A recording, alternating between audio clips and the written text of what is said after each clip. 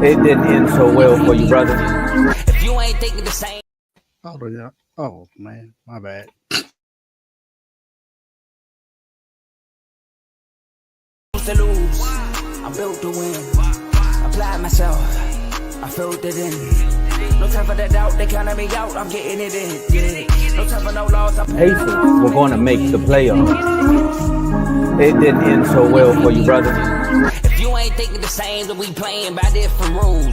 You can't see the vision, we living at different views. Until we complete the mission, keep getting up, never snooze. I walk the mile in my shoes, had the mind of a fool. You fell asleep at the trade deadline when we had a trade to get Kyle Lowry out of here. They told me I couldn't do it. They told me I couldn't make it. They sold it, could never break it. That's sadly mistaken. I need a piece of the pie. I want it so bad I can taste it. They told me keep on running. Toes they gonna take This is when we got to tell. I've been doing this. I felt it in. No time for the doubt. They counted me out. I'm getting it in. Yeah. No time for no loss. I pay for the cost. I'm winning to win. Yeah. Refuse to lose. I'm built to win. Apply myself. I filled it in. No time for the doubt, they counted me out, I'm getting it in. Yeah. No time for no loss, I'm paying the cost, I'm in it to win. Yeah. Refuse.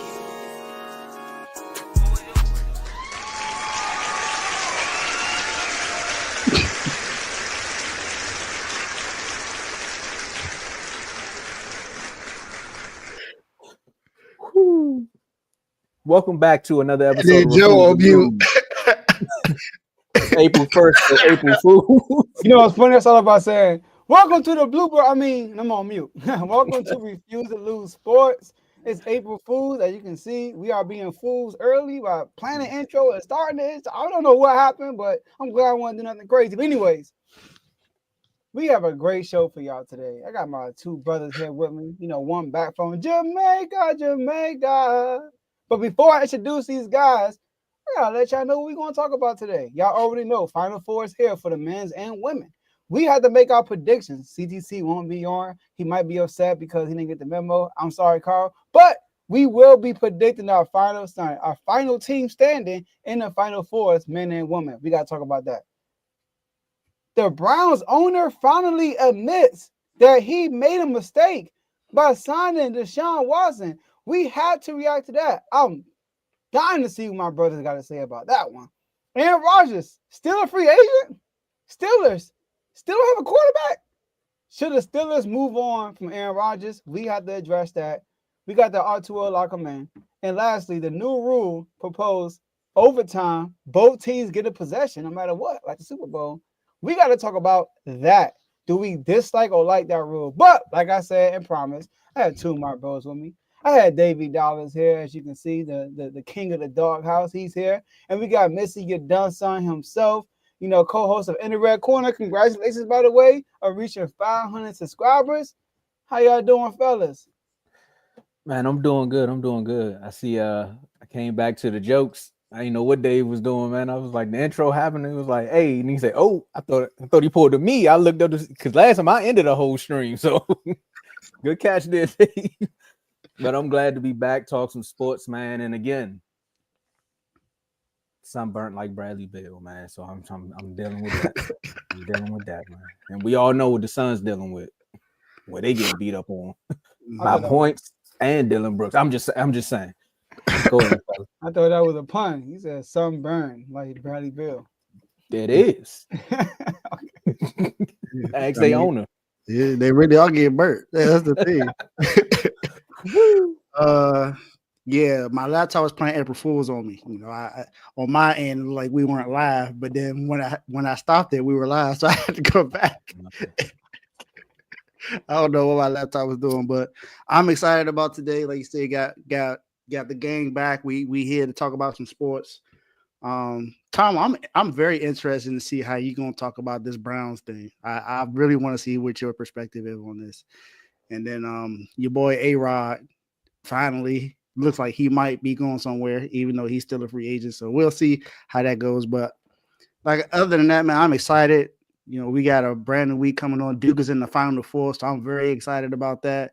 My boy Cooper Flag, National Player of the Year. So, most Final Fours in the 64 team areas from Duke. So, I mean, it's this is just nothing but winning when it comes to Duke. So let's just like Duke did on Saturday. Let's turn it up, y'all. Turn me up, up, up, up. Jody, do your thing. No matter what's going on, Dave always got a team that's in the dance. What's going on? He always got a team. That is true. I don't know what it is, man. Always something, man. I mean, Every sport, it's always gonna be one of them. Come to the winning side, just come to the winning side. It's crazy. Dave always got somebody in the tournament and always got a team that let me down. What's going on? What is going Now on? it's mediocrity, period. Anyways, we are streaming this on 3 different platforms: YouTube, Facebook, and X. So make sure you like the video on all 3 platforms. Make sure you follow and subscribe on all of our social media platforms. You can follow us everywhere at Refuse to Lose Sports, and on Twitter/X at R2L Sports. And lastly, share this video with somebody so they can come on and watch this show live with you, because you can be involved in the show by being in the comment section. We can see all the comments y'all will be putting out throughout the show. And last but not least, enjoy the rest of the show. Tomo, take it over. And just like that, my bracket was busted, just like everyone else's. Well, not everyone else's, because some people had a few of these teams going all the way. I mean, Florida, some people got Florida winning. Some people got Houston winning. A lot of people got Duke winning. Auburn is there now. So a lot of 1s, no 2s. And a lot of teams saying hard work pays off because we all going to San Antonio. But one of these teams got to win the Natty. Houston versus Duke. That's at 8:49 on what's that, Saturday? Saturday.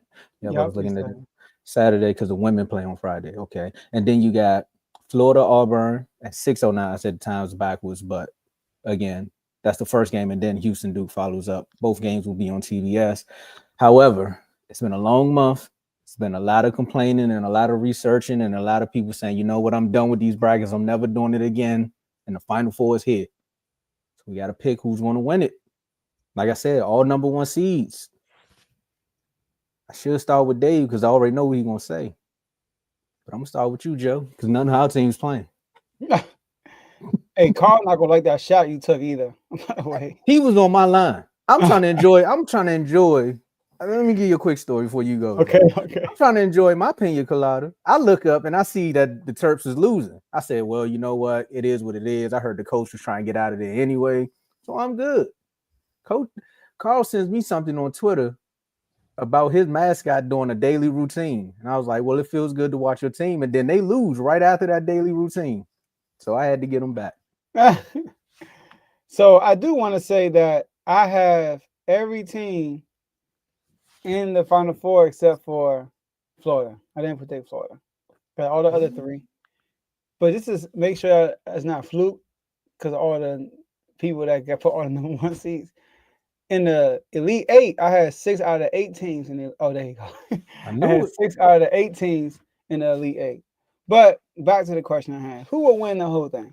First off, this is a historic year for these 4 teams that we see right now playing. First time since 2008, all 4 number 1 seeds made it to the Final Four.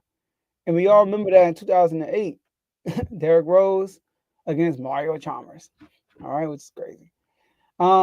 But also these 4 teams that's in the Final Four, this is they have, like, far as net rating, they have all 4 of them are in the top 10 since 1996 in net rating in the tournament. All 4 of them, which is crazy. Duke is second behind Duke. I think 98 Duke team, 99 Duke team. Houston is 5th, Florida's 8th, Auburn is 9th. Also, all 4 coaches never won a natty. It's gonna be the first one. I mean, John Shire won as a player, obviously, but as a head coach, none of them won a natty. So history will happen. But who I'm going with? Come on, who I pick in my bracket? Go on, Houston. Is there a problem? No, because they're going to win. I got Houston winning. I know they play Duke, Dave. I know they play Duke. All right? But I think it's going to be a good matchup. Houston is a very probably the best defensive team in college right now. I know Duke is probably the most efficient. Yeah, better than Duke. Yes. Yes, Duke is right there too, but Houston is better. Did you see what we did? Go ahead. I'm gonna let you talk. Did you see what Houston did all season? But go ahead, dog. Hey, Carl, back me up, man, in the comments. But anyway, Houston is probably the best defensive team in the league. They're fifth in the nation in all D1 teams in field goal percentage allowed, right? They also probably the best 3-point shooter team in the league in college. So they got a really good team. Also, Duke, it's a rematch from last year. You know what happened, Dave. Burrow never got hurt. Y'all would have lost, but he got hurt. It is what it is. Y'all won. It's gonna be a rematch. But I got Houston winning, and I got them playing Auburn in the final in the championship. Give me Houston though, all the way. I knew you was gonna come on here and say something that I was gonna disagree with. I just knew it. Okay, did you see what we did to Alabama? After what Alabama had did the other night, they scored 113 points, and then we shut them down. Mark Sears only had 6 points the entire game. We shut their best player down. So cut it with them being the best defensive team. And I understand what you're saying, but as far as the tournament, only one team got within 7 points against us. We actually have the most. We're outscoring them each team by 20.5 points. So that's offense and defense. That means we playing really good defense and really good offense. You know, we're the only team top 5 in offense and defense in the tournament right now. So we're really good offensively and defensively. So we're better than Houston. So Duke, of course, I have going all the way. I think it's gonna be Duke against Florida. I think Florida is the better between Florida and Auburn. So I think Walter Clayton Jr. I believe he's gonna go off.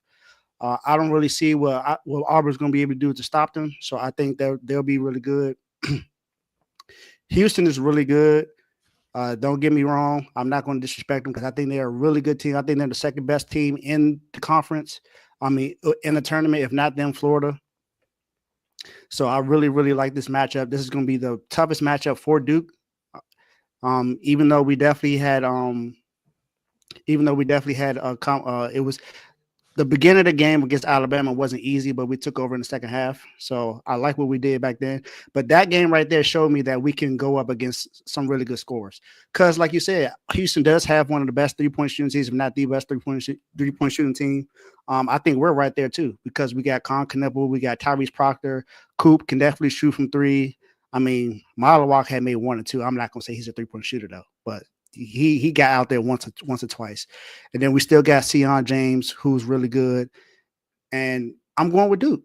I think Duke is the best team overall in the tournament. So I'm going with my team, with Duke.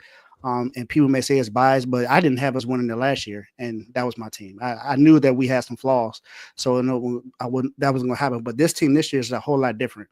Like I said, the defensive part on Duke is what impressed me the most because they're a really good defensive team, and it's led by Cooper Flagg. Cooper Flagg is one of the best defensive players in the country, and he shows it. He's only 18 years old. So to have an 18-year-old come out there who was actually supposed to still be in high school right now, coming out and showing what he's supposed to do right now, he's going to be the number 1 overall pick in the draft. I know we've been talking about him possibly coming back to Duke.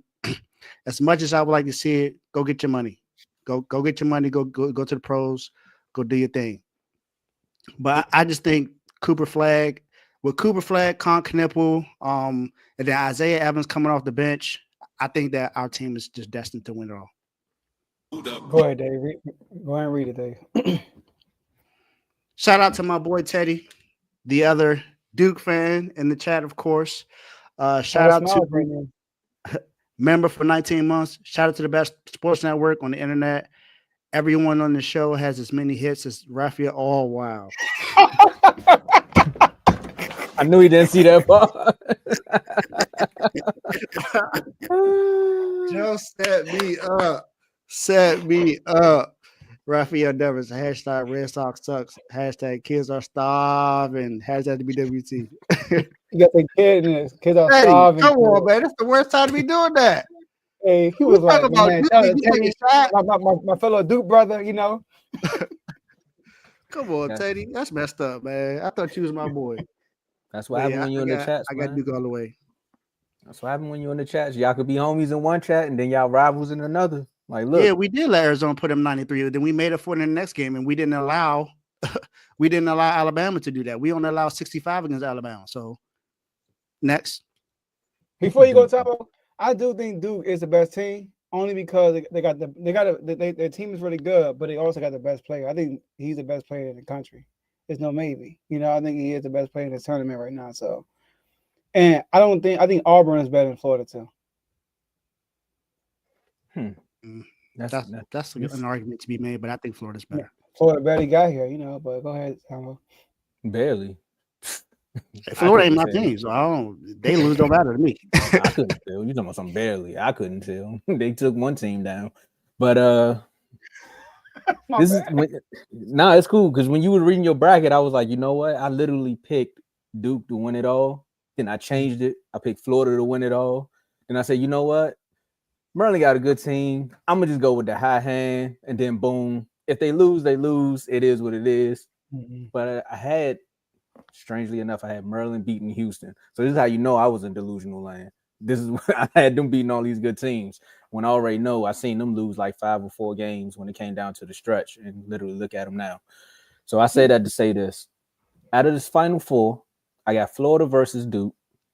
I know that Houston versus Duke game is going to be the one to watch, and that's why they put it on prime time, because boy, oh boy, you don't know what's going to come out of that. But, Joe, you took the words right out of my mouth. Well, I was going to say Duke does have one of the best teams, but when you have the best team with the best player, good things are going to happen. Houston has been on a run. Man, strong defense. They got the experience there just a little bit. But I think this is just one of those years where you're going to see Cooper Flag go in, beat Houston, beat Florida, become the number 1 pick, and he's going to be right back there. The cherry blossoms is coming up. We're going to get him a cherry blossom Wizards jersey. We might get him a hat. I'm just saying, when you're watching one of the best players do something like this, man, you just got to tip your hat to him. Now, again, I'm not saying Houston is a slouch, but sometimes you're just going to need some players to make the big plays. I'm not going with Teddy, though, with saying Duke by 1,000,000. This might be one of the closest games that they had throughout this tournament because they have been putting hands on some people. But, yeah, I got Duke winning it all. As far as the 2 Final Fours, I got Florida winning over Auburn, and then, like I said, I got Duke over Houston. Yeah, I also don't think that we win by 1,000,000. I think this game will be close. I don't think that it's going to be a blowout at all. I think all both games going to be good games. I know we ain't talk about Florida and Auburn a lot, but I'm curious to see Janai Broome against the front court for Florida big man's gonna create some challenges for him for sure. Yeah. I know he had some challenges in the last game, but I didn't think that it was gonna be. I didn't think that was too much of a challenge for him, honestly. But this game right here is definitely gonna be a challenge for him. And he's playing great so far. But Florida, man, I mean, sometimes I only got Walter Clayton Jr. I'm thinking Steph Curry, the way he be looking at the end of the games. Them threes he be hitting. So yeah, like he hit like 3 step back threes in that game, bro. It was crazy. The one time he ran to the 3-point line, just turned around and shot. Look like Steph Curry against the Clippers. Yes, bro. I was like, dang. I say he's on fire. He gonna create some problems for Auburn. I don't think Auburn has anyone that can guard him, honestly. Oh yeah, and last thing I want to say is this: Cooper Flag have a chance to outdo. I'm not gonna say outdo. He would do what he did, but have a better year, in my opinion. What Carmelo did. Melo. Yep. I've been hearing a lot of people say that he's the best freshman of all time. I said, ooh, hold up. That's he has the chance to be, but I'm not gonna say he's there yet. He ain't even won it all yet. Melo actually won it all, so Melo still has that title right now. But if we talking about both ends of the floor, I'm definitely giving it to Coop because he's great defensively and offensively. He's only 18 years old. He came in at 17. He's supposed to be a senior in high school right now. So you trying to tell me he got a chance to be the Gaffo? Oh my goodness. We're gonna talk about a Gaffo. Page. Gaffo. Joe, y'all gotta stop, man. Y'all gotta stop. Coming up with all these new terms, man. Hey, the greatest freshman of all time. Yeah, Walter Clayton he nasty. He is nasty. Gaffo. You gotta go folk. There you go, Dave. You can say that about Cooper Flag. They go folk. Nah, don't say that too much because No, then people I'm gonna not think you saying saying that. something else. At least Groat had one syllable. You got that's too much. That's too much already. Good folk. Now it's stuck in my head. Good folk. All right, let's move on, man, to The another G, tournament, the G man. silent, the folk. All right, now you French. All right, so vote, vote flag. All right, we done. We moving on. So, all right, I got Duke winning it all. Of course, Dave, you got Duke winning it all, and Joe, you got Houston. All right, and Carl has Houston too because I can see his comments coming up. All right, so we're gonna move on. We got the men's.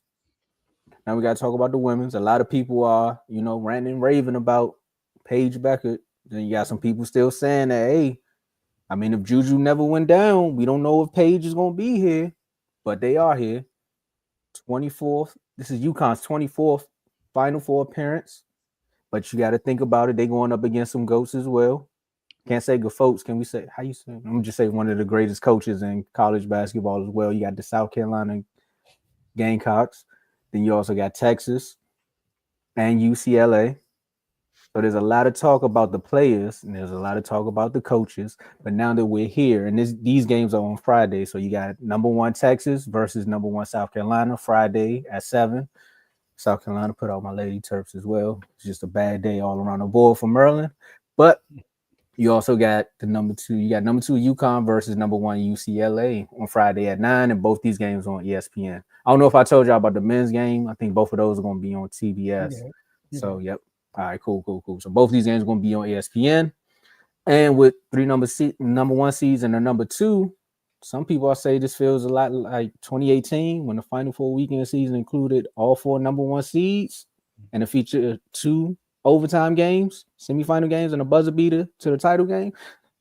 2018, that's a long time ago for some of us. 2018 is a short time ago for some of us. But Dave, Juju went down. Paige did her thing. Paige been balling. Who you got winning in these finals 4, and who you got winning at all? Well, I'm gonna tell you this: I got South Carolina winning that game for sure. I think South Carolina wins that game against Texas for sure. I think they advance to the championship. I have no questions about South Carolina. The game that I'm more so focused on is UCLA and UConn. I know a lot of people have been paying attention to what Paige Beckers is doing, and then her the other player on the team. I can't remember her name right now. I think it's a Fudd. I think that's her last name. She's really good as well. There's not a lot of people really talking about Lauren Betts from UCLA. She has been a star all season long. I believe she was in the National Player of the Year conversation, along with Paige, Juju, and a bunch of other players. Tania Lasson, it's crazy that Tania Lasson is in the transfer portal, so she's going somewhere else next year. Crazy. But I think this game is going to be it's going to be a lot closer than what most people think. I think they have right now, the starting line is UConn at -7.5. I think it's going to be a little closer than that. I think this game might come down to the last shot, just because Lauren Betts is so good. But ultimately, I'm going with UConn. I think UConn wins that game as well. And in the championship, I'm going with UConn. I think UConn, their team just all around is just really good. They're very, very well coached. They still have the best coach in college basketball, Gino Auriemma. They've been to 17 Final Fours in the last 18 years or something like that, which is ridiculous that he's been there. You see how consistent he's been in there. But he's going up against the other best coach in college basketball, Dawn Staley. She's the highest paid coach in college basketball right now, deservingly so. And South Carolina has been really good this season. I can very well see South Carolina winning it this season. But for some reason, I just think it's destined for Paige to go out on top and win a national title and then go to the draft. What a year. What a year for 2 potential number 1 picks in the draft, right? We just talked about Cooper Flag and what he's projected to do going on to if he wins this NCAA championship and then going on to be the number 1 pick, and then look at Paige having the same run. Like, granted, again, everybody definitely wanted to see that game happen, but again, it's injuries are a part of the sport, and we have to deal with those. So rest up, Juju. Make sure you get well so you can bounce back and do your thing. But as far as Paige and them getting here, man, it's gonna be a very, very interesting one when they get to that natty game. Because I got South Carolina beating Texas as well, but then UConn. It's not like UConn going up against no slouches either. Because again, UCLA, them ladies out there with that Big Ten matchup that they've been going through, and just the season that they've had, they definitely can hoop as well. So they're gonna give her a little bit of fits too. Because again, you got to think about these teams when they go up against players like this. They're like, hey, well, she's getting all this recognition. We want to show y'all that we can hoop too, and this could be their moment. Goes back to when we talk about Angel Reese and y'all know the name, Caitlin. So for this one, I got UConn winning. I did look at the spread. You was right, Dave. It is they got UConn right now favored at 7.5. I don't know if it's a buzzer beater, but it's definitely gonna come down to some critical coaching play calling right there. UConn makes it out of this one. UConn versus South Carolina is gonna be a good one. My brain is saying go with UConn. My heart is saying South Carolina wins that game. So I'm gonna go with my heart, and I got South Carolina winning it all. What? If I'm wrong, that's cool with me, but it's gonna come down to you got two of the best coaches in lady sports, and they're gonna have to scheme of the perfect situation for both of these games. Because again, you gotta think with South Carolina last year, they had Cardoso in them, they had that good front court, and now South Carolina, they're gonna have to pick up on the defense just a little bit, but I got them winning it all. If I'm wrong, I ain't mad at it because at the end of the day, we gonna get some entertaining basketball. Okay, so South Carolina and Texas game. I'm gonna go with Texas. I'm gonna go with the upset. Yeah, I know they played before. I'm gonna go upset. I think Madison and Taylor gonna have a good game. I'm gonna go with them. And plus, South Carolina squeezed their way up here also, but they not the same South Carolina until last year. They had some deficiencies also. But the game that I'm really gonna watch, they talked about it. UCLA and UConn. You right, Dave. Lauren Bass, she's a hooper. I mean, check this out. Her last 3 games, Tomo. 30 points, 14 rebounds, 2 blocks, 31 points, 10 rebounds, 3 blocks, 17 points, 7 rebounds, 6 blocks. She hooping. But guess what? I know somebody who's hooping even more. And that's Paige Becker. UConn gonna win this game. And not just this game. I don't care who it is. South Carolina, North Carolina, Texas, they winning. So look, Paige Becker, right? I know Caitlin Clark was like that. She was, and she is. Paige Becker, those who know, before she got hurt, she was the one, blah, blah, blah. She got hurt. Caitlin came, did her thing and kind of took the shower or whatever. But Paige was there last year. They went against each other. Caitlin got the best of her, blah, blah. But Caitlin, great passer. Caitlin, great shooter. Paige Beckner, though, complete player. I'm talking about can do it all. Defender. Caitlin ain't a great defender. Paige is. Can shoot middies off the pick and roll. Can shoot a fadeaway if she has to. Can hit the 3. Can cut. Can play off ball. She don't need a ball in her hand. She could run. She could play in any type of offense. Paige is a complete player, y'all. Let me tell you what Paige been doing lately, y'all. Also, I want to say this too. One thing about Paige, her coach Gino was like, "Hey, Paige," I'm about to say, "Bruh, she ain't no brother. Girl, shoot the ball. What are you doing?" She is very conservative early in the game, and then when she has to turn it up, she turns it up. She had 13 points, I believe, last game in the first quarter. I don't think she did much in the second quarter. It was a close game at halftime. They were losing by 3, I think, and then she came out the third quarter and started going crazy. So Paige Beckner, the only player in UConn history. First of all, before I even say this, Dad, you know how many UConn women came out of here that was nice? I mean, you could talk about Maya Moore. We can go down the line of all the players that came from UConn. It's way too many. They've had a lot of balls, and Paige is one-on-one. Did you know that she's the only player in UConn history, as far as women, to score 40 points in the NCAA tournament? And those UConn girls was winning championships 4 years in a row, going in the WNBA 4 years in a row. That's how they won. They won like all these games in a row. Remember that? They won undefeated for like 4 seasons straight. So, only player. Also, 3 straight 30-point games. I know we talked about Lauren Beck. She got 2 straight. My girl got 3 straight 30-point games. Also, her last 3 games, she's not only scoring 30, she's very efficient. 31 shooting splits, 50, 50, and 80. 40 shooting splits, 59, 75, 67. 34 points, 67, 60, 100%. What? It's like Steph Curry. Mixed with Larry Bird or something. I don't know what it is. And then look, Dave, I don't know you know what it is, Dave. I know you the stat merchant. You the stat guy. You got all the stuff, right? No. I don't mean like that, Dave. I mean like you be having all the stats. Oh, okay. I Yeah, was you're like, on stat stats. merchant. I said, I'll go off all these Merchant stats. sounds very Come on, bad, man. right? But no, that's Yeah. not what I meant. That's not what I meant.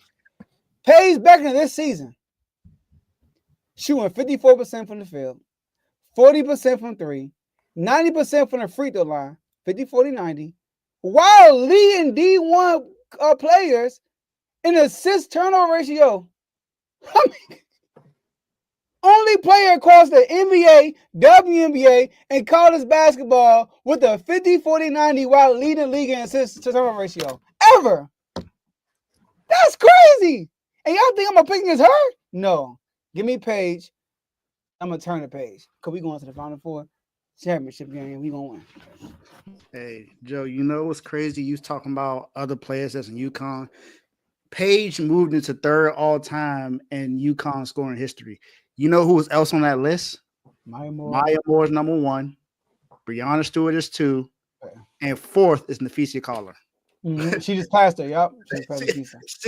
She's a part of a great crew. And those are just 4 names we have of UConn. We can name a whole bunch of other ones. Paige is like that. And every year she was healthy, they made it to the Final Four. Exactly. Every year she was healthy, except for that year she was out. UConn is too good, man. Too good. Yeah, I ain't peep what Joe just did there. He said we're gonna turn the page and we're gonna win. Joe. Yeah, all right. I just had to, we sending it. We sending that. I just had to say something else, you know. And we got Gafote and turning the page. You 2 for 2 right now, Joe. Mm-hmm. Gafote. Hey, shout out the Coombs flag. Stop it. Flag. Stop it, please. I know you. Nah. I see what you just did there. I'm like, that ain't no flag. What is that? It's all good. You see, I'm telling you, I'm gonna change my background to cherry blossom so y'all know we dead serious over here. All right, we need that pick. That's why we lost to the Pacers the way we did. We need that pick. Now I tell you about that tweet. Only you on that tweet. You probably saw it when they posted it. Said Cooper flag could like stay another year, and dude tweeted said, "Bro, we can do this." I seen that. Like, don't worry about it. We can run it back. Where you going? We gonna be right do here. this all day. The Wizards are prepared. We are prepared. I feel like since we've been doing our tour, y'all been tanking. That's what it felt like. Went from my basketball team to my football team, but I ain't gonna say too much about it because I seen that they was trying to make a trade for him. But then I guess after the trade rumors came out and they found out that Dak Prescott got a no trade clause, the owner said, "You know what? We took a big swing and we missed with Deshaun. We thought we had the quarterback. We didn't. We thought we had the quarterback. We didn't. Look, this is how you know they was messed up. You didn't even say, and we didn't. They said, we didn't. Just said, and we gave up a lot of draft picks to get them. Yeah, you sure did. So we got to dig ourselves out of the hole. It was an entire organization decision. And it ends with the owner. Ty, don't be doing that from the end of red corner. I can see that in my peripherals now. I can see that you got 2 Wizards fans over there now. Come on now. And I got the Wizards shirt on in the logo. Like, why are you doing that? But it was like basically it was an organizational decision, and it ends with basically the owner and the wife and the Browns co-owner, which is the D, Haslam, and Jimmy, basically, and I also hold us accountable. So basically, the owners come out and say we hold ourselves accountable. We took a swing on getting Deshaun, and we missed. They thought they had their quarterback for the future, and they didn't.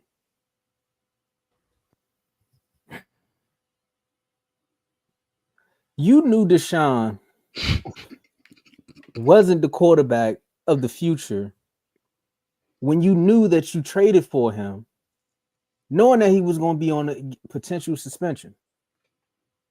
You gave up all of your draft picks, knowing that he might not play that season, but you thought he was the quarterback of the future. Okay, cool. Everybody has their hope sometimes. You can go out there, you can make some things happen. We just watched the Giants say Daniel Jones is the reason that their offense was clicking, and then you go see Saquon Barkley go win the Super Bowl. So, boom, you do stuff like that, right? I'm not going to say Deshaun Watson is Daniel Jones, and I'm not going to say the owner of the Browns was tripping, because if you watch Deshaun Watson when he was in Houston, you could say, all right, we can probably potentially give up some picks for Deshaun Watson. Cool. We'll do that. But then when you get Deshaun, you sign him to a 5-year, $230 million fully guaranteed contract right after. Now, that's when I'm going to say you was tripping. The fact that they owning up and taking accountability for what they were doing, cool. But the 230 million, then you go and restructure the contract. So now you're really into a deeper hole because you can't even try to get rid of him. There's no draft capital that someone's going to give up for Deshaun Watson. There's no way you're going to cut. Well, you can cut him and just take the hit and then find a way to rebuild, because at this point in the draft, you can find ways to probably try to move up and get you that quarterback. But then again, wait, the Browns are number 2 in the draft, right?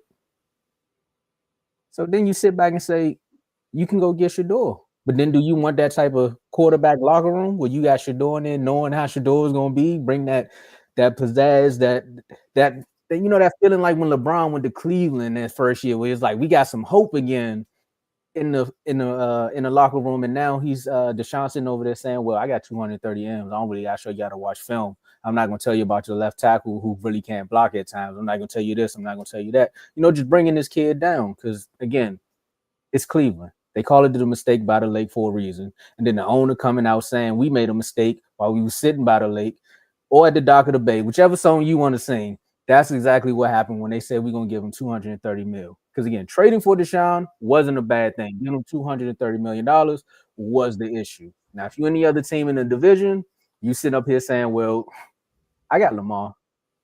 The Bengals just went out and said, Joe Burrow, we're going to give your wide receivers all the money, so we good. And then if you the Steelers, never mind. If you on the other two teams, you're just looking at the Steelers and the Browns like, what are y'all doing? Because we got our quarterbacks. The only thing that the Ravens really need to do is find another receiver to go with Zay Flowers, and then they're gonna be like, see, we told y'all we good money. But the owner admitting that in the middle of what's going on right now is they definitely said this reporter was at a bar. Oh, the duck may swim. That's exactly what happened. But this reporter definitely caught this owner at the bar and was just asking him questions. He's like, you want to catch me off the record? Man, we messed up. Fellas. I'll go. Sean Watson, you messed it up for everybody in the NFL. You got a fully guaranteed contract with NFL players really want. Lamar tried to get one. It was like, nah, we ain't about to start that trend. He didn't get one. But if he would have lived up to the hype and played well, guaranteed contracts, fully guaranteed contracts would have been on the way. But he ruined it. No more. Don't look forward to no fully guaranteed contracts for NFL players ever again. Deshaun Watson, excuse me, Deshaun Watson. Who they trade him for?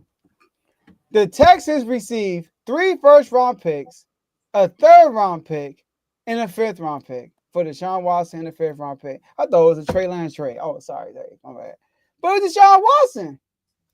This is crazy. Now, don't get me wrong. At the time, I was like, I remember texting, writing Carl in the chat or writing on Twitter or something. There's a new sheriff in town in the ALC North. I said that because I want everybody that's watching this video, when you get a chance, Look up the Deshaun Watson highlights from Houston. And I promise you, you won't believe it. You seen it in person, not person. You seen it live, but you forgot because how bad he was. I want you think you know how good he was. Go back and watch his highlights, and you're gonna be like, "Yo, today this is Deshaun Watson. It's literally top 3 probably in the league. That's how good he was." And this man folded like a cheap, took a cheap chair. I said chair, tear like a cheap chair. Deshaun Watson is the Cleveland Brown, y'all. 19 games, 9 and 10, 3,300 passing yards, which is terrible. 22 total touchdowns, 12 interceptions. Got sacked 70 times. 61% completion percentage, 80 passing rating, and made $229.4 million. Ridiculous. So, did y'all know last year the Cleveland Browns won 6 games? They were the first team, right, in more than 2 decades to go their first 6 games without having a 300-yard game offensively and scoring more than 18 points. They were horrible. They almost did it one time, but they failed to do it against Philly. They almost did it that game, but they didn't do it though. He was awful.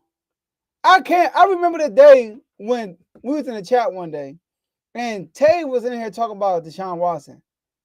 And I said, you know what? Let me go watch the game. I went and watched the game, and I was like, Tay, stop it, bro. The man is awful.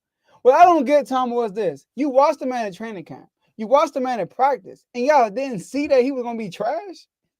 Y'all go through the year. He gets to spend it. Go through the rest of the year. And then you come out the next year, and you still thought he was going to be good. Maybe because they pay him the money, we'll give him a chance. But you should know if he's going to be good. A wasted defense, a wasted Nick Chubb, a wasted Amari Cooper. This is a waste of talent because Deshaun Watson was supposed to take him to the next level and he couldn't do it. So I'm sorry, everybody in the NFL. No more fully guaranteed contracts for y'all. Y'all got to keep doing what y'all been doing. I'll blame that on the Browns. No more guaranteed contracts. He shouldn't have been the quarterback to get a fully guaranteed contract. I do understand it. That last season in Houston that he played fully, he led the league in passing. So you look at it, you was like, man, that they got Deshaun Watson, it's going to be something. But you got to think about where he went. He went to Cleveland. If he went to anywhere else, I think it was possible that he might have had some kind of a success. If you look at all the quarterbacks that played for the Cleveland Browns, how many of them were actually successful? You can't really name them because the last person to win a playoff game was Baker Mayfield. And that was shocking. But remember who they drafted? They drafted Brandon Whedon. He was the oldest rookie in the league at that time when they drafted him. They went and got Johnny Manziel. We know that didn't work out with Johnny Manziel. Think about all the quarterbacks that went through there. You can't name a Brown quarterback that deserves to be in the Hall of Fame, for one. Dang. So I'm just saying this organization does not breed success unless you're somebody like Myles Garrett or something like that. Unless you're a running back. We know what they did with Walter Payton, but now you got Nick Chubb, and Nick Chubb is a free agent now. He's had so many injuries that no one has even signed him yet. Oh, that's true. Yeah, Mayfield beat the Steelers. I got you, Carl. But it hasn't been. I blame both parties. You got to put blame on both parties because for one, Deshaun Watson, he, believe it or not, he wasn't mentally ready to be out there on the field because of his entire situation, and honestly, he just played terrible. We seen it in the practice videos. He was throwing interceptions in practice. We seen it in the preseason. He didn't look good then. We'll see. Gotta get a ring or something. He ain't no MVP. Exactly. Mark Chipman. You know, Mark has always been defending Baker Mayfield. Baker Mayfield wasn't that good when he was with Cleveland. So All the same. It's Mark. It's Mark. Like Ring of Honor, maybe. Ring of Honor. I think he'll get Ring of Honor in Tampa Bay for sure. But I don't know about I gotta go back to the 1940s and 50s and pick up a good quarterback. That's a long time ago, J-Mo. He was like that in 1940s and 50s. That was a long time ago. At the family reunions. So no, But Yeah, go ahead. Deshaun Watson's production has not. It's been terrible. And honestly, the Browns should have never given him that contract. Nope. Trading for him was one thing, but giving him a fully guaranteed $230 million contract was crazy. No one thought that was a smart move at that time. Not one person. The league even thought that was stupid. I think it was like maybe endless anonymous NFL GM saying that was the dumbest move ever. And yeah, people thought that was the reason why they was going to use that to get Lamar Jackson out of Baltimore, but Lamar Jackson is still in Baltimore. So that plan didn't work out for them. And if NFL GMs are going to base guaranteed contracts over Deshaun Watson, then that's just stupid because it's Deshaun Watson. Now, if it was Lamar Jackson that got a fully guaranteed contract and he failed, then we could be like, okay, I understand it because at least Lamar Jackson is he's won 2 MVPs. He's been to the AFC Championship game at least once in his career.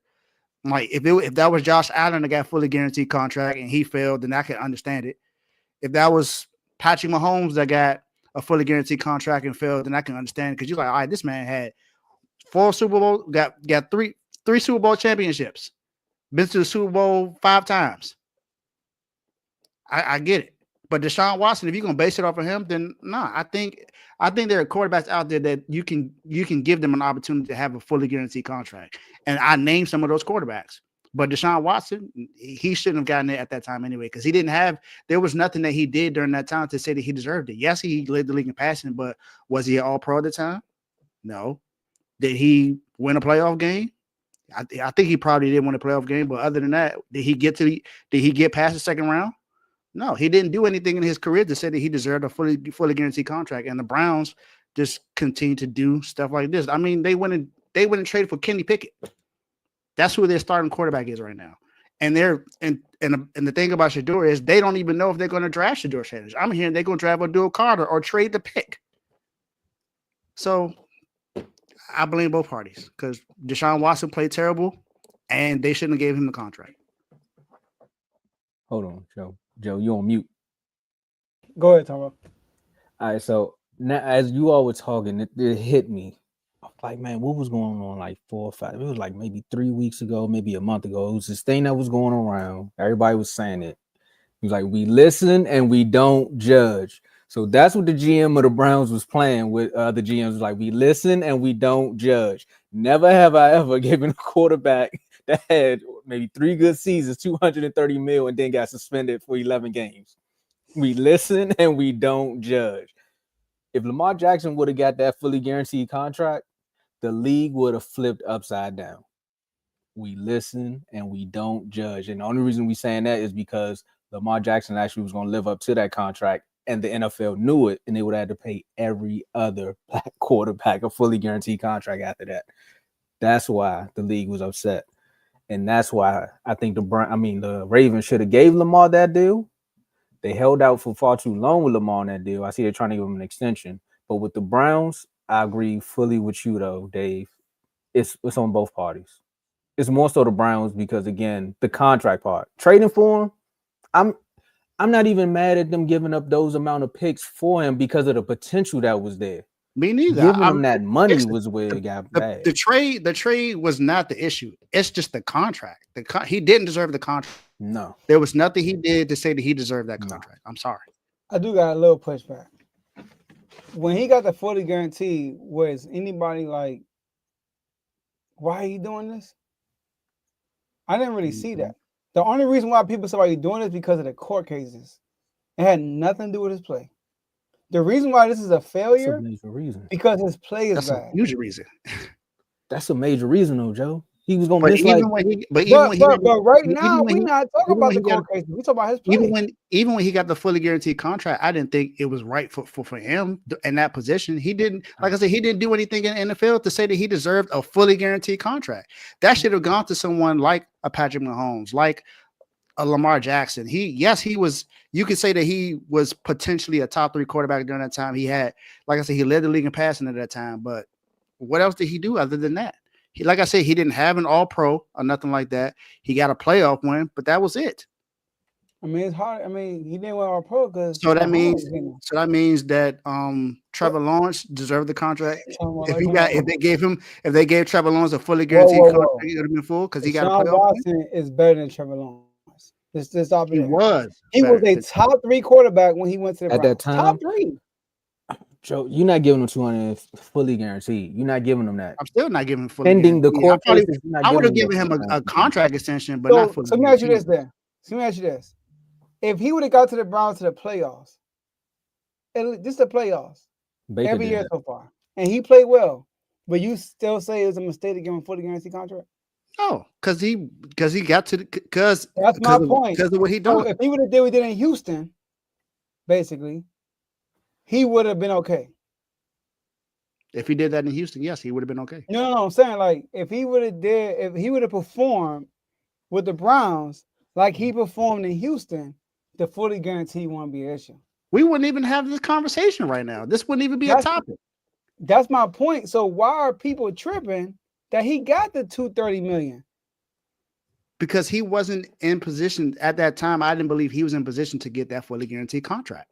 But you just said if he did what he did, if he performed the same way he performed in Houston, you said and won multiple. You didn't say just win one playoff game. You said play well in the playoffs with Houston year. Because they didn't have the team. The Browns actually have a team, but they missing a quarterback. They got the defense, the run game. They have receivers too. Mm-hmm. They just missing the quarterback. Joe Flacco got there and made the playoffs. If Deshaun would have played Flacco actually won a Super Bowl championship. Huh? Flacco actually won a Super Bowl title. He's gone on deep playoff runs before. Hey, ain't no way Flacco from the time he went to the playoffs. I'm not saying that, Joe. That's my point though. Flacco stepped in and led them to the playoffs. If Deshaun Watson was Houston Deshaun, they would be a contender, bro. Like Houston has always since Baker first playoff win. Houston has been Cleveland been a team that got everything except for the quarterback. They got receivers they got running backs, offensive line, D-line, cornerbacks. I mean, they got the whole shebang except for the quarterback. So if Deshaun Watson was Deshaun Watson, they making the playoffs at least every year. And then nobody will be saying, oh, that was crazy. It's only crazy because Deshaun Watson was trash. It was crazy at the time. We were in the chat saying that he shouldn't have got a fully guaranteed contract at the time, Joe. I don't think I said that. I told you. I said it's a new sheriff in town. There was definitely multiple people in the chat that said he shouldn't have got a fully guaranteed contract. I know Joe, I'm not the only one that said that. No, I was with you on that one because I see Joe's point of saying the crazy part. The reason why I was saying it was crazy is because one, he's not going to play this year, like at all. Then that first year though, he didn't have a lot of money guaranteed on him in that first season. It was only the next season where they had guaranteed money. Yeah, he's right. That first season, it was only like $1 million, so it didn't matter. But still, you didn't even know what he was going to look like. This is going to be like 2 years of a quarterback not playing football at all. I understand what you thought about him being. I had to take that into account too because he was on the exempt list the year prior, wasn't he? Yeah. Like he had missed a lot of football. He was out of football for like 2 years, just about. It's like you don't know what you're gonna get from him, and you give him that. Yeah, I wasn't. Now, Tomo, I feel you on that point. If somebody would have said, I want to give him $230 million because I don't know how he gonna look, but that wasn't a conversation. The conversation was like, bro, look, like he might not play. That's why people are upset about it. I'm not saying he shouldn't have gotten a contract extension. He should have gotten a contract extension, but fully guaranteed, no. Man, listen, when you're a franchise quarterback, fully guaranteed don't really matter for real. I'm just talking about fully guaranteed. That's it. Just fully guaranteed. The contract, if he got $230 million extension and he had let's say he had $100 million guaranteed, no issue. Hold on. I know it's fully guaranteed. But look though, think about this though. This is the Browns, Dave. The Cleveland Browns. We just said they don't have no quarterbacks in their history. The only way they was able to get Deshaun Watson from Denver, from us, and I think it was the Saints. I think it was a third team. The only reason why they got him from those teams because of the fully guaranteed contract. If you're the Browns, you just got rid of Baker. You got to do something. No, you didn't. They didn't get rid of Baker yet. They got Deshaun. They got rid of Baker. But you plan on moving on for Baker, and you got Deshaun Watson, the third best quarterback at the time on the market. Man, you gonna give him fully guaranteed, and he young. He's like 25. So like, and he, like you said, last year we saw him. They only won 3 games, but he led the league in passing yards. And he was good. The team was bad though. Yeah, but that was also 2 years. 2 years prior to them. That was also a year removed. Like I said, he didn't even play a full season. That whole full season before, he wasn't even out there. But you're right. We never seen this before. So now we know. Now we know. Like, yo, don't come on. Dude ain't play a whole year. Now we can talk about how good Jordan is. He came back and dropped 45. I missed 2 years. Of course you will, Mark. I was looking it up, Mark. I think that was off of his rookie contract. I don't think I'm still not throwing him that bag though. It was. Look, like I said, it's not even. It's not. Like I said, I say he should have gotten an extension because that was on his rookie deal. I understand that fully. I just didn't think he deserved a fully guaranteed contract. Okay. I know you got to move on. Go ahead. See, I'm trying to give you a good example. Okay. Joe Burrow been to the Super Bowl. Can't use that. Josh Allen. So the Bills would have fully guaranteed Josh Allen. What you gonna say? Hasn't Josh Allen been to the AFC Championship game? Yeah, like 4 years ago. Okay, but has he been to the playoffs multiple times over the last few times? Deshaun Watson. You talking about right now? You talking about right now, right? Yeah. If the Bills okay, what did Josh Allen just do this season? Didn't he just win the MVP? Yeah, that's a bad example. Isn't he all pro? It was a bad example, yeah. Okay. Yeah, that was a bad one. Yeah, that was a bad one. As soon as Dave said right now, like, what about JD5? What if we did it? Didn't he just get to the NFC Championship 1 game? year. 1 year. You know what? I got no, Joe, that's a good one. We don't know what he's gonna look like after this. Exactly. 1 year, Dave. We don't. Nah, that was a bad one. We don't. So look, but Washington wouldn't have done it. I'll give you a better example. Stick with the same thing. We can move on. Not Dak. I ain't gonna say Dak. If the Texans get to the second round next year and lose, and they decide to give C.J. Stroud a fully guaranteed contract, are you gonna be truly mad at that?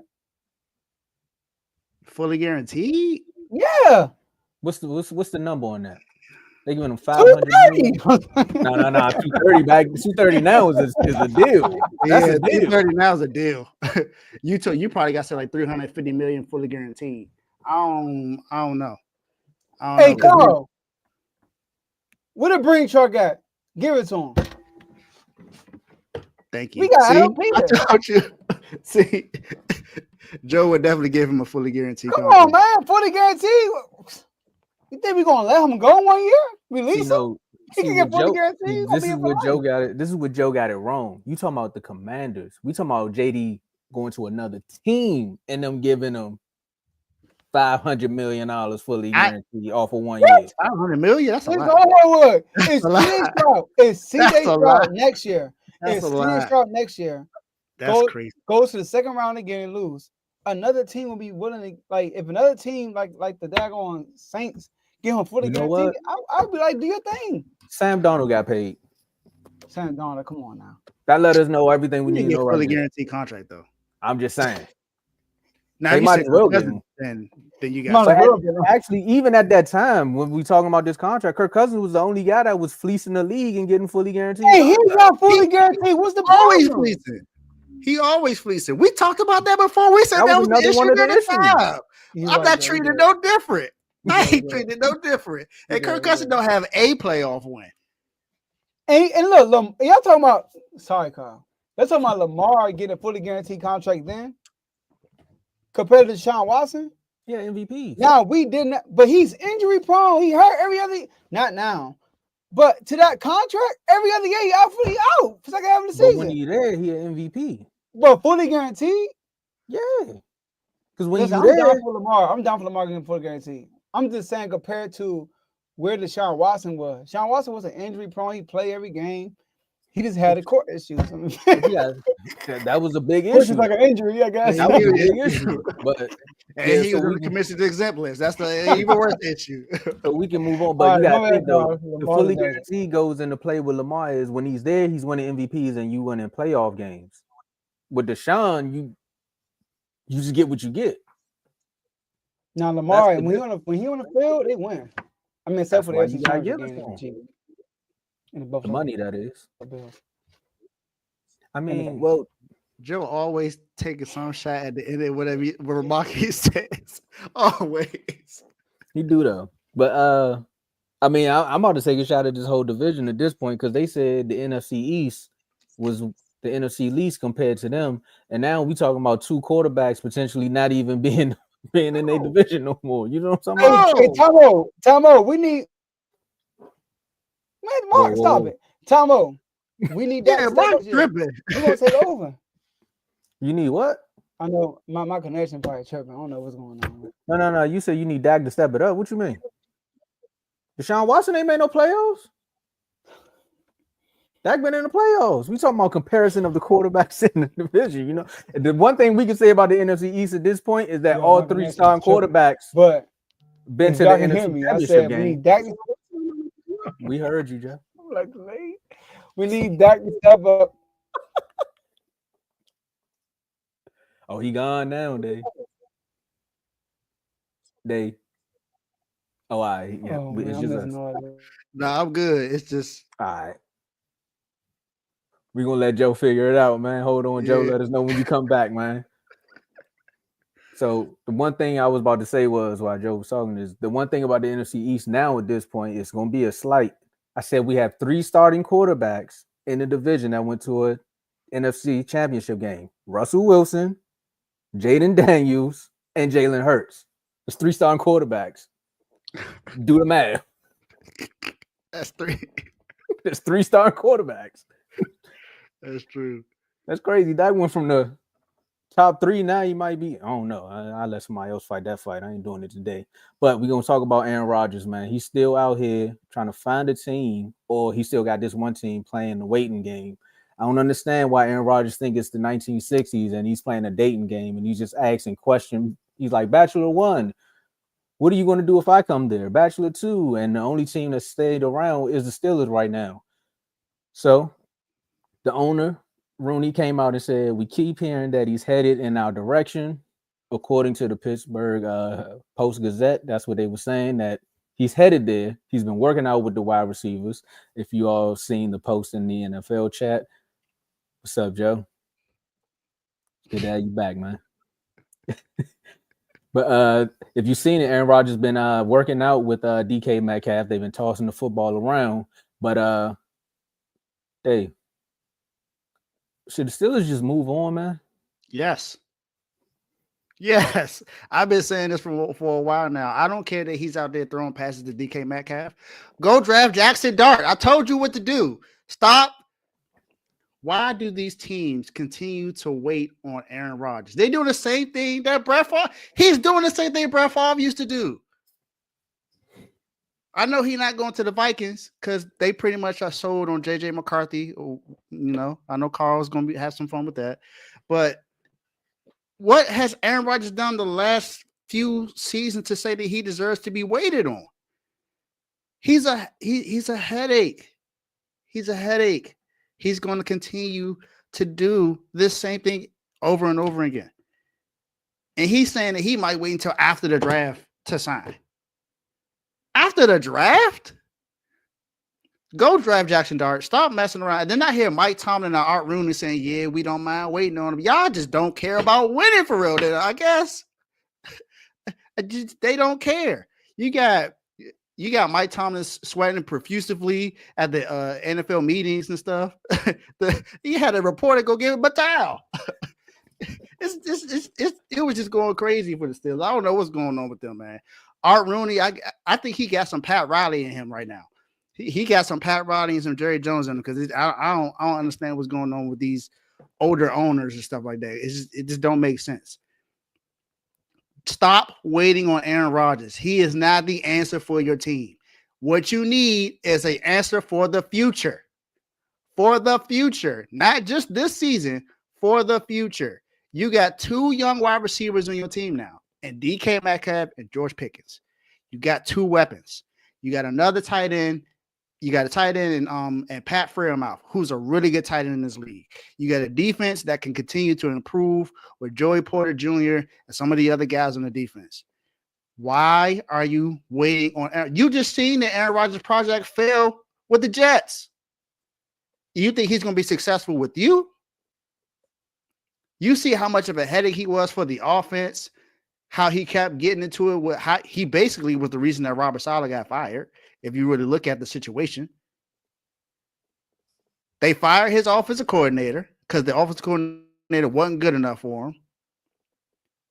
I don't know what he had young receivers with the Jets as well. He had Mike Williams and Garrett Wilson, and he couldn't do nothing with them. You think he gonna make a difference with George Pickens and DK Metcalf? No, just go draft Jackson Dart. Or you see people not thinking about getting Shedeur Sanders, find a way to go get Shedeur Sanders. People are saying that Shedeur Sanders might not be a top 5 pick in the draft. Find a way to go up to find a way to go up there and go grab him, because the Browns don't know what they're going to do. The Giants might not draft him because they got Russ and Jameis Wilson in there. We know he's not going to the Patriots. The Patriots got Drake May. It seems like the 2 teams that need a quarterback, well, the 3 teams that got a quarterback for the future don't know what they want to do. The Browns don't know what they want to do. Giants don't know what they want to do, and now the Steelers don't know what they want to do. They want an older quarterback in there, and I guess they just want they want to get to playoffs again and not win a playoff game. I guess that's what they want to do. So, Joe, maybe this is another team that only care about getting win the championship.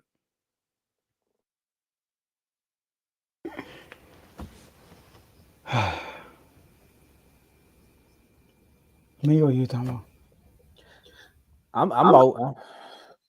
I told people about Aaron Rodgers a long time ago. They told me shut up. So I'm gonna listen to you, Joe. Man, Mike, where is Ike? Cause you tripping. All right, now look, this man said in his press conference where he was sweating bullets, like Dave said, like he was in a sauna or something. My man put out a white towel. He should have given him a terrible towel.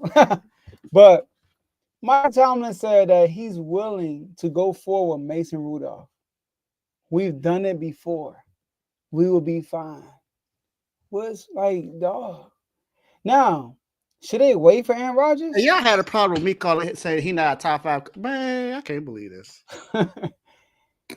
Should they wait for Aaron Rodgers? I mean, they have no choice. Like, what else they gonna do? For real. You didn't sign Justin Fields, who you were supposed to develop. He went to the Jets. You didn't sign Russell Wilson, who is unlimited. Went to the Giants, threw an interception in the New York Knicks game. Like, you didn't want to do that. So, are you going to get Jackson Dart? I mean, I don't know, because the Saints need a quarterback. They might get him at 9. Y'all 21st pick. And y'all going to get Moreau from Alabama? Maybe. But they have no other option. They have to rely on Aaron Rodgers. Now, I saw an April Fool's joke today from I forgot what website it was. It said Aaron Rodgers announced his retirement. And I know it was April Fool's, but I actually believed it because it's realistic. Like, I wouldn't be surprised if he does this. This man talking about something, the meeting was very intimate. I like the intimacy in the meeting. I was confused on who I'm listening to. Is this Mike Tomlin? Like, what's going on? So they have no choice, though, Dave and Tomo, but to wait for Aaron Rodgers because they put themselves in a situation. And all it's going to do, if they don't get Aaron Rodgers and they go with Mason Rudolph, it's going to be another winning season by Coach Tomlin. But if Coach Tomlin is thinking this year is going to be a wash anyway, maybe if we get A-Rod, we might can do something. But I already have in my mind to draft my future quarterback, then I'm cool. I'm really am. Like, if he already having his mind, like, this draft, we're going to get our future quarterback. We're going to draft the quarterback. Now, if they don't draft the quarterback this season, y'all, I mean, like, for real, like, what's going on? Like, what we here for? Are we here just to be like the Browns and get out the first round? I mean, that's what we trying to do. Are we just trying to be like, like the Cowboys? You know what I mean? Are we trying to be like the Bills or the Commanders to get to the championship game? What we trying to do? Or like the Eagles to win the Super Bowl? What we trying to do? What we trying to do? So I was going to name Jay. You trying to get to the 49ers to get to the Super Bowl? Should have said that first, then lose, and then the Eagles. That's what I should have did. My bad. But what are you trying to do, Steelers? I don't get it. So they had no choice but to wait. Just like the Commanders to get to the NFC Championship game, they get blown out and lose. Yeah. The same you get the 49ers and make the playoffs? Yeah, no. Oh, like you just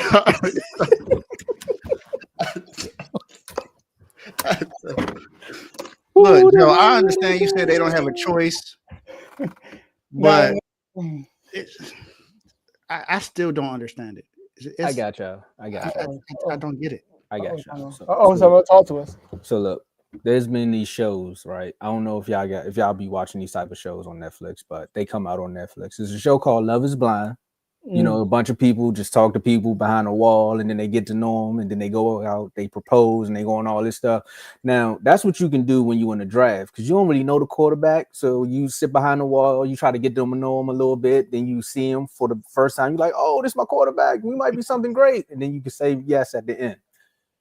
Aaron Rodgers is more like Temptation Island.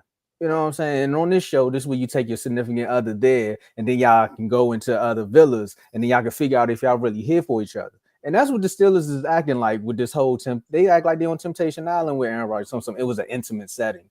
What do you mean it was an intimate setting? But y'all on the beach with him with the headphones? Like, I don't understand what you're talking about, Mike Tomlin. Then you go back and get a quarterback that you already had, talking about we did it before. We know you did. And it didn't work for you. Exactly. And the Ravens fans are turning up in the comments right now because that's the standard. You just want to get the 8 wins and then leaving. Like, that's what you want to get to, man. Hey, people do it all the time. They call pen pals. And that's what it also feels like with Aaron Rodgers too, is that you about to marry your pen pal. Because, bro, this dude is literally passing the football to one of your wide receivers, but still telling y'all, I got to make a decision. You all are willing to wait after the draft. They're sitting at 21. I'm not going to lie. If I'm the Steelers, I'm giving up everything I got to try to get to number 2 with Cleveland and make something happen. Because, nah. Yeah, me too. Whatever I can do to move up in this draft, I'm doing. I'm not relying on Aaron Rodgers. I'm not doing it. I'm sorry. It's a failed mission, failed project. Abort. Stop it. Leave Aaron Rodgers alone. Let him keep him as a free agent. He making you wait. Make him wait for a team to go sign to. That'd be crazy. They go just move on from him and he'll be sick. They might as well. Exactly. Then he's gonna have to go beg Minnesota. Hey, look, please keep. I know you got JJ McCarthy. He just came off injury. Please. Then they go ahead. Say what? Click. Hey, Tomo, you know what team Aaron Rodgers be perfect for? This man went and threw the football to DK Metcalf out of all receivers. I've never seen Aaron Rodgers throw the ball to DK Metcalf. They're not even former teammates. Nope. And out of nowhere, the receiver you throwing the ball to is DK Metcalf. Hey, let's get real, bro. The Cowboys. He'll be perfect with y'all. All right, so you know what? Since you threw the ball up, I'm gonna dunk it. Y'all talked about it a few days ago, right? Okay. With Deshaun Watson and the Browns. Okay, I wouldn't even be mad if the Steelers called the Cowboys and said, "Hey, what y'all want for Dak at this point, bro?" Like, I wouldn't even be mad if they did that, because it's like, bro, you waiting for Aaron Rodgers, you got a better chance. Matter of fact, I think you'd be better off with Dak, though. Yes, they would be a lot better off with Dak than Aaron Rodgers. I believe so too. The Steelers are so desperate right now. They may even call the Eagles and see what they want to give up for Jalen Hurts, knowing that they're not going to trade Jalen Hurts. This is how desperate they acting right now. They're just doing anything. Vine like this episode. They be all right. They did it to themselves. I ain't gonna lie. I think Dak will be better than Aaron Rodgers right now. Aaron Rodgers, bro, he be folding the playoffs too. He got one Super Bowl run, but I thought he would be great after that. And he was terrible. Like, every time they lose, except for 1 year against y'all, when y'all only threw the ball 8 times, Dave. Outside of that loss, it's Aaron Rodgers didn't show up. And the Cardinals game too. Look, let me give issue with this. When are the Steelers ever in position to draft a quarterback high? They just not. They're like the Chicago Bulls of the NFL. Yes. They're literally the same team. They're never in position to draft the quarterback high. They're always somewhere not too. They're the always middle. in the top 10. Yeah. So if you got a chance to move up and go draft the quarterback, go do it. You got Shador Sanders right there. And people are questioning if he should be a top 5 pick, which I don't understand. You got Jackson Dart that's moving up. You got 2 quarterbacks that you have a possibility to go get. Yes, you move up to go get those quarterbacks because you haven't had one. You haven't had a good quarterback since Big Ben. Unless Do you find something out now, this or you're going to be like this, and Mike Thomas is not going to have a job soon. Well, So if he you want will to save your job, He's gonna be go the get sixth. go draft the quarterback. He ain't losing his job. Now, if he do, he'll get another job quick. I bet you that. He'll be the hottest coach in the market. Oh, Maybe y'all will swap coaches, Dave. like or dislike? I'm not doing it. I'm not doing it. I'm not doing it. I'm not doing it. Nope. Nope. Like or dislike? Hey, you hear what I said? Nope. You hear what I said, Dave? I think I did. I don't know. I'll let you. But I think I'll I let did. you answer it right here. Do you like or dislike the idea of y'all swapping coaches? Oh, okay. Exactly. Ooh, think about it, Dave. Okay. I'll think about that. Oh, Von gonna hear that and be like, but he got to be top 5, right? Hey, Kyle got us there. Mike Tomlin ain't win a playoff game since 2016. So I mean, They might need it. They both might need to change the scenery. I like that. Kind of like this overtime. didn't I say this before? I'm gonna say no. I'm gonna say no right now, but I wouldn't be too upset if it happened. No, Kirk never won. He only won a playoff game one time in his career. Don't expect that like that. Come on, bro. Come on, bro. And Kirk Cousins never won a playoff game, and the entire league loves him. No, he did. He won one. He won one playoff game. I'm just saying though, the league loves Kirk Cousins. He did? They hate that. Who he beat? The I Vikings? think he beat the Saints. When he beat the Saints? Oh, that miracle. The miracle. That was Kirk. That right? wasn't him. He wasn't the quarterback. That wasn't Kirk. No. But he did beat the Saints though. He got a playoff one. He do? Yeah, he got one playoff one. When he beat the Saints? Yeah, he beat the Saints. I believe. All right, cool. Look, they want to go ahead and fact check it. Go ahead. Hey, well, while Dave fact checking it, Joe, tell us, man, the NFL they've been doing a lot of rule changes. They've been adding some new stuff. They done tabled the tush push. Okay, it's locked in. They done tabled the push. He won it for the playoffs. Okay. He beat the Saints, right? Go ahead, Tomo. They when you about to when he's done with the intro, go ahead and tell us. Go ahead, Tomo. All right, so the NFL owners, they passed the rule that will now allow both teams to get the ball in overtime during the regular season. At one point, they had it during the playoffs, and we all know why it was during the playoffs because, the Josh Allen effect. But now they said, let's bring it to the regular season. And now they also, I think the overtime period, it was at 15 minutes. Now, I guess it will remain at 10 minutes now. So now with this one rule, how do you all feel about your Sunday evenings now going from maybe 4 to 7 to maybe 4 to 9 because both teams can possess the football? So how's the rule? Because I thought in the regular season they both get a possession in overtime. That's no matter what happens, right? No matter what happens. Regardless of whether the team scores a touchdown, you got a chance. Yeah. But that doesn't mean that it's going to last all the way to 9 o'clock. I'm just joking. I'm not gonna lie. Shout out to Chris Broussard. I don't like this. I love it. I love it. I said I love it. But I like it though. I like it. I mean, it's fair. Oh, shout out to Kev. Oh my God, let's go. Hey, Kev, I miss you, bro. I ain't gonna lie. But it's fair though. It's fair. I mean, at the end of the day, shout out to Tom Brady. I mean, he got a lot of his Super Bowls with no second possession, right? I mean, that's what I know. Right? I mean, isn't that what happened in the playoffs all the time? Tom Brady got on game-winning field goals, and they didn't get the other possession. I know everybody blames Josh Allen and all that stuff, but I think it's fair. It's right. What I don't like, the rule I don't like though, Tom, one day, it's gonna be so minor. I like it for like accuracy rise. But I don't like it for entertainment purposes. They're taking away the chains, man. They didn't take it away. It's just not the main thing. Come on, bro. They really gonna go to the chains? They literally gonna look at the cameras They can go off that every They're time. doing it in the USFL now. I don't care about the USFL. I'm sorry, Tomo. I don't care about them. The change was like a okay. You gotta watch. It's like it's little entertainment. It's football. Sometimes the spot is wrong, but that's part of the game. But that was a bad spot. It's just a conversation. I mean, they UFL, my bad. What did I say? I said USFL. Yeah, it's Okay. UFL. Well, Tom. Hey, I ain't heard Little Car in a long time, but I do think it's fair though. The right thing to do is, if it's overtime, a coin flip should not decide a game. Yes, if they kick a field goal, you get another chance, but they can score a touchdown, you don't. It should be every team should get a chance to score. And I hate when people say, if you don't want them to score first, the defense need to step up. Bro, if I'm the quarterback, my defense is trash. I had nothing to do with that. Like, what are you talking about? So I like the fact that both teams get a possession, no matter what happens. I love it. Yeah, I'm not mad at it. They do it in college. They do it in college, and actually in college they give you a short field. So it's different now because actually in the NFL, it's not like you're gonna get it at the 30-yard line and you get an automatic opportunity to go score. You got to go down the field and go get the game. I'm not mad at it either. I'm cool with the rule. It's cool.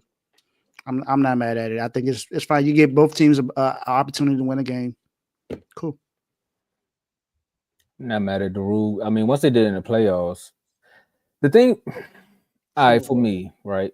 Because we all watch sports and we're all in tune with sports. So when they do rule changes like this, I know they drop it on ESPN and all that. I think they need to come out and explain these rules even more for the casual fans. Because that's the one thing I don't like when they change all these rules, is because now you're sitting in the game and you like, okay, both teams get a chance. And then somebody's like, hey, what's that new overtime rule? After the announcer just explained it for like 15 minutes. And now you got to sit there and re-explain it and miss a play. Like, that's the one thing I don't like.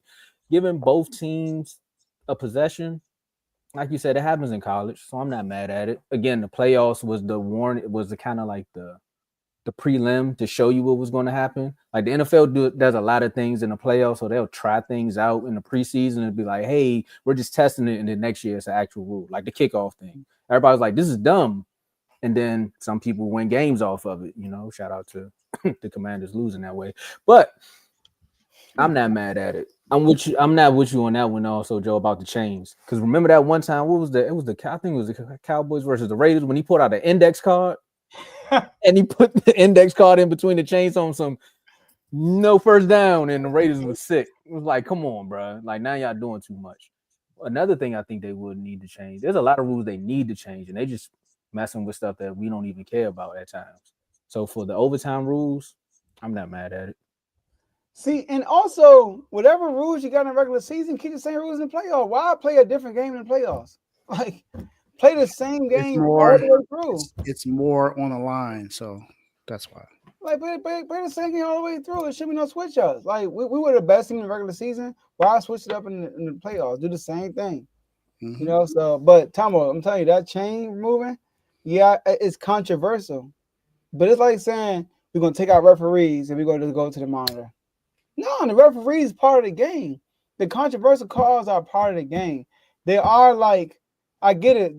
Some calls you like, oh my gosh, if it's your team, obviously, or a team you're rooting for. I hate it, but it's part of the game, though. It's part of the storyline. The good thing about sports is not just the play. It's not just who wins or lose. It's the storyline. You know what I mean? The storyline. I mean, it wouldn't be on 3P, one for the refs. For Shaq and Kobe, because we would have got one on championship. But they ain't cheat us. But see, if the monitors was there, y'all might have got the game. You said who? If the monitor if AI take over, then y'all might have won that game. Which one? Not Allen Iverson, the robots. Oh, you talking about the King? Oh, we would have beat the Lakers. Easy.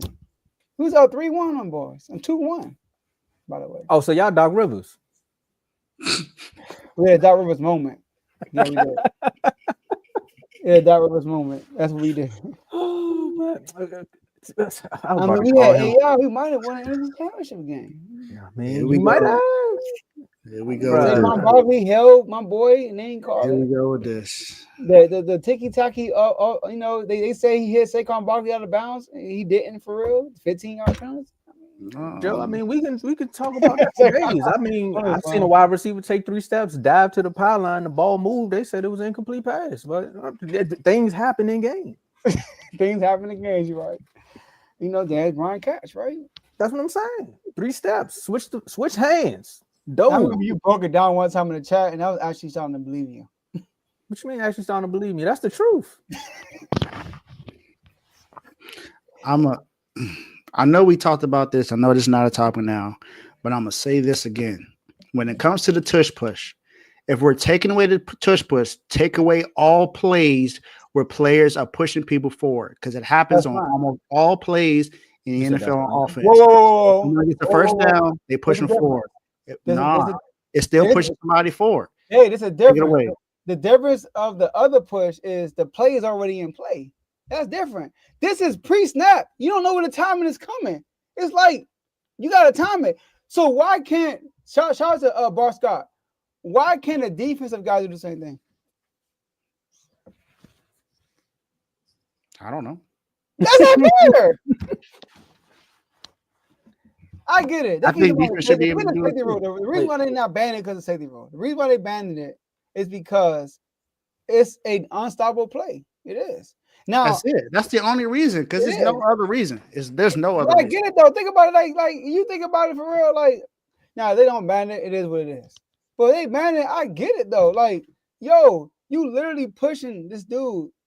2 dudes pushing them across the line of scrimmage, and the defense can't do the same thing.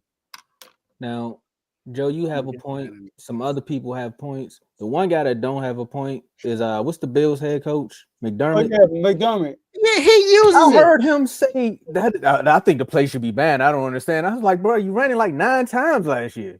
But I mean, it is what it is. How you gonna use the play and say it's bad for the players? Because football period is bad for the players. But my whole for real. But Joe, that's but my whole point is this: it's in the rules. He's gonna use it, but he's like, you know what? I mean, I'm okay with banning it.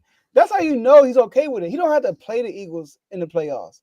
He will have to play them only in the Super Bowl, and he uses it a lot. And he's saying it, ban it because of safety issue. So don't use it. Safety issue. Why are we mad at him though? My thing is, what safety issue? No, who's gotten hurt from this? Nobody does it because of the safety. That's why people put their tight ends in there. Nobody really does it, but Josh Allen didn't hurt. They're serious. Green Bay put their tight end in there because they ain't trying to hurt Jordan Love. Okay. Green Bay, okay. Kelsey said it was like, man, F me. Look, man, Green Bay being upset, cool, because you done lost and you tried it and it failed. Josh Allen helped y'all win games by actually doing this play, and you're one of the people voting to ban it. I don't get it, bro. I just told me this. It's Chicago Bears with Devin Hester scoring all them kick returns. And then Lee said, you know what, man, we have all these injuries in the kick return. Y'all want to ban it and change it? And the Bears owner say yes. That we mad at him for doing that? Yes. It's helping you. But it's injury problems. Then don't do it. All I'm saying is don't be the one doing the play that can injure people, then say it's a bad play because it injures people. Like, that don't make sense to me. I get what you're saying. I understand what you're saying. But it's part of the rules. He's like, man, Charles Allen get hurt all he want. It's on winners games, right? That was about to be my point. That was about to be my point. For the QB. For the QB, though. The entire O line is right. The main play is the quarterback. It's the person to go get the yard. The whole over the line is right there, and they're being pushed forward with the offensive line already pushing them forward. So it's. I ain't gonna lie. I don't think it's an injury issue though. But I do think it's an unfair play though. Whether it's unfair or not don't matter. It does matter. That just means or whatever. How do you stop it, Dave? How do you stop it? Next. Can a defense push the defensive player also? Can we do that too on defense? That's what I'm saying. Like, you can't. Break the rule. You can't do that. I thought they only banned that on field goals though. Is that for No, you can't do that. No, field goal was. And why? How come you can't line up over the snapper no more neither? How come we can't do it on field goals? It says hurt the players, right? That's what they said. I don't know. What call that? I need my man Carl. Fact check me right quick. That's my I think only that's what they thing. said. And you know, somebody said, "How about you draft the quarterback who will squat 600 pounds?" What? You really think I'm gonna just draft this dude because he can squat 600 pounds? Like, come on, bro. Like, let's be real.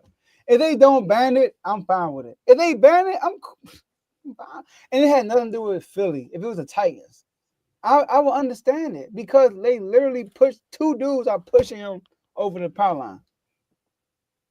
That's crazy. That's like unfair. If Jalen Hurts was that guy, why can't he do it himself? There you go. That's there you go. I'm There just, you no, go. no, no. It's not about Jalen Hurts, but like, why can't he just go? Why he has to get pushed? Yeah, there we go. Carl, what a clarification. You can't even line up over the center. Yeah, I knew they changed that. You can't even line up Yeah. over the center. Why not? Oh, just because they got hurt. I don't know. It was player safety. All I'm saying is I'm But mad at it's the coach. cheating. I It mean, ain't cheating, but it's easy for the field goal blockers. I don't know. well, let's lock them in, fellas. Because these rules, man. See what the rules just did? Look what the rules just did. And Carl, I got the play up too. I'm gonna send it to you. It was the Cowboys versus the Raiders. I remember it was Sunday night. We was trying to make the playoffs. There was a lot of I remember everything controversial about a Cowboy play, any type of Cowboy game, and it was controversial. You got the date too. I mean, it was about 7 years ago. Jason Garrett was the coach. Oh, Jeff, it was a lot of controversial plays that game. y'all went 8-8 that year? Nah, Okay. we went 7-8, but I'm sure 7-9. I'm joking. All right, man. Here's the Lockerman segment, man. You already know what we're doing for the Lockerman segment. This is where we give you all what we're betting on for game for the prior day. So today is Tuesday. These are for Wednesday's games. Okay. So if you're on here right now and you're watching the game and you think it's going to start, no, this is for Wednesday. Again, these are our opinions as far as these games. So if you place these bets and you win, become a member. If you place these bets and you lose, still become a member because I'm going to need to hear about it in the chats. So become a member and make sure you hit that subscribe button. I think we're like one away. I've been trying to look it up. I think we like one away from 1,600. We are exactly 5 away. 5 away. Okay. Okay. See, this is why these Lockerman segments are our opinions. Now, Joe about to bring it up. The record's right there. I'm trying to make a comeback. Davis is still in the lead. So, and Joe is right behind. That's kind of crazy because if you like reorganize how the videos are, you can show how we placed. That's funny. But since Dave is in the lead, we're gonna let Dave go last. And I'm last. So I'll do this. I got Minnesota. I'm going NHL again because they've been helping me on my comeback. I'm going NHL. I'm picking the Minnesota Wild at +1.5 versus the New York Rangers. Okay. Okay, you going baseball. What you got, Dave? That's not baseball. That's Hold on, you said I remember I only heard I said Rangers. NHL. Hold on, I only heard Rangers, my bad. Go ahead. He said New York Rangers, not Texas Rangers. Okay, my bad. Yeah. I only heard Rangers, my bad. I got a notification. I'm like, is this real about this merging stuff? It's April Fool's. I ain't about to listen to it. Yeah. Thank It's you. saying like NBA, NFL merging or something. I ain't about to listen to it. Go ahead, Dave. I'm last. You go, sir. I'm last. Are you last? Yeah, he in the league. I'm in the lead. Tomo just said that. I'm bad. I'm just listening to what Tomo said. I'm gonna go baseball too. I mean that too, but I'm gonna go baseball. I'm all over the place. So I'm gonna go Phillies over Rockies -1.5. Definitely not mad at that one. All right, I'm gonna go St. Louis Cardinals -1.5 over the Los Angeles Angels. You said who? St. Louis Cardinals -1.5 Over the Angels? Yeah. Over MVP Trout? Oh, sorry, Trout is a joke bomb. Trout is one player. He's always been great. Team, not so great. So. Oh, that's good. I was laughing at Cavs comment. The comments, right? Yeah. Get a better O line. We can push Bryce Young. Bryce Young might get lost in the shuffle, bro. They did it with Kenny Pickett. Kenny Pickett fumbled, threw an interception all in one play. Come on, another controversial Cowboy moment. There you go. You done fumbled through a pick in one play and still found a way to win the game. That's all I'm saying. Anything's possible in the NFL. Anything possible? All right. So my last words. Great show, fellas. Great show. Could have had the big three back. And Sacramento Kings, man. I mean, once again, tune in Saturday night. That's all I gotta say. And watch Houston and Duke game. GMs the Sacramento Kings. Commanders. Dan Quinn said if Jaden Daniels didn't have his running ability, he would still be a great quarterback. That's supposed to be controversial. No, it's not. It's fact. I think we all believe that, right? I think he would be good without his running ability. I'm As long as he could escape, like if he had some escape ability, I would. Oh, he didn't say good. He said great. I knew it. I knew it. Like he didn't hear you. No, that's how we lost to y'all. Okay, about 2 points. He seems to always do that when I give. I know. I was watching the episode the other day when you said when he threw that pass to McLaurin, he gained confidence. Like, whoa, my boy already confident. Every time though, it never fails. They was like, every time. I'm like, no, I'm not saying he's bad. But the Commanders, man, I like what we doing so far. Hey, this vote gets a tush push. Adam Peters and Dan Quinn. I don't know if Adam Peters got a vote, but Dan Quinn, if you got a vote, I know you there. Vote against it. He denied to talk about it, by the way. They asked somebody, he denied it. And then Adam Peters said he ain't answer it either, but he also said the memes by Frankie Lugo were funny. That's all he said, by the way. You still on y'all team? Yes, 2 more years. Yeah. He under contract. Mm-hmm. My bad. You trying to run it back like that bad play. Rumba, bad play. That's a good play. The referee got to step in. You talk about him trying to jump on that tush push. That's what I'm talking about. It's a good play. The refs had to step in. They about to help Philly out. What's the thing going around? I couldn't save you. Spider-Man. And he did the Superman. Man, my man Frankie Lugo Rambo.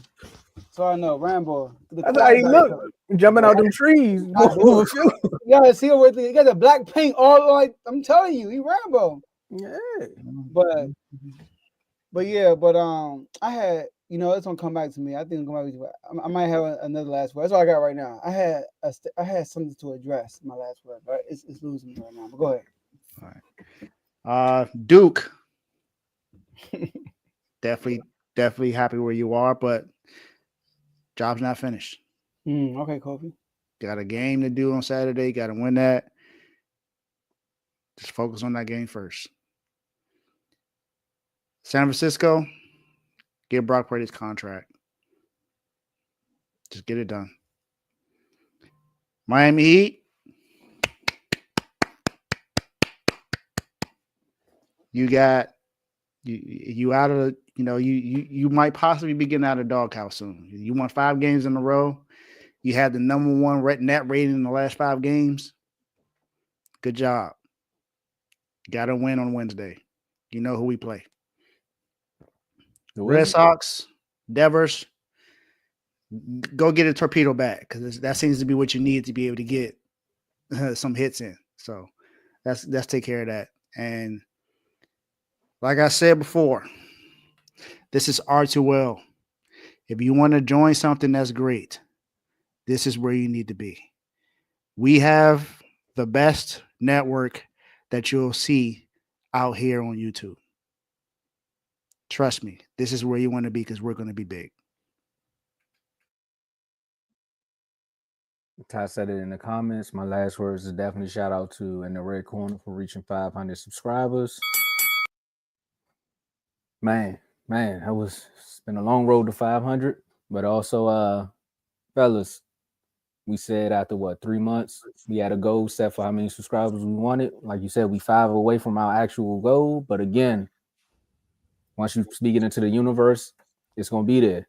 So now that we speaking things into the universe, I want to say something about the coach from Maryland. You wait to the most. I know you had your gripes with the organ. I know you had your gripes with the school. You know, the NIL money. You wanted them to spend more money to bring players in. I understand that, but you wait to one of the most important games of my bracket to act like you don't want to show up because you knew you was going to Villanova anyway.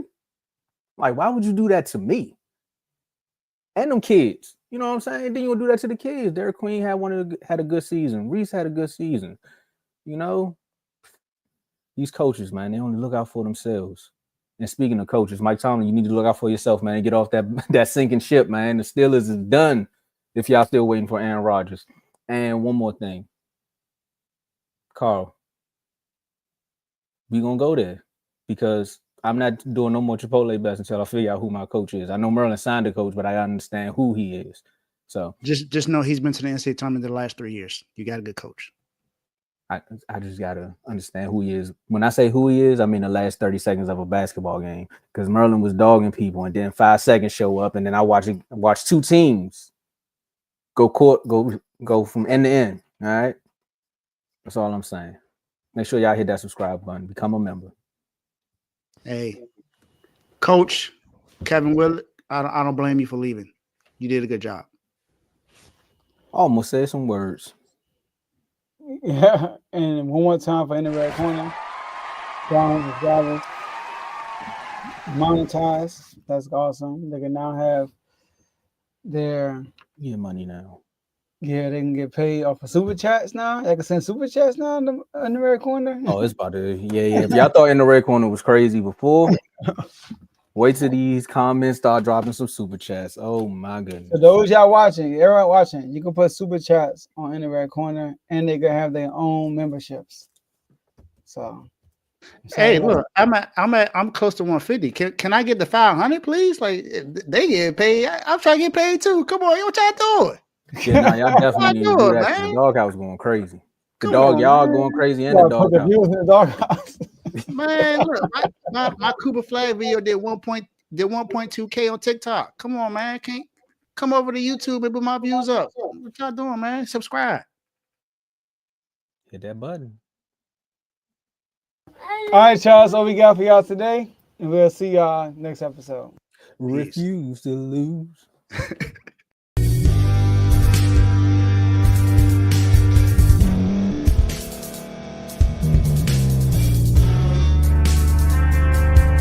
Thank you for staying to the end. If you're watching this on YouTube, please like this video, subscribe, and also hit that notification button so you can be notified next time we put out a video.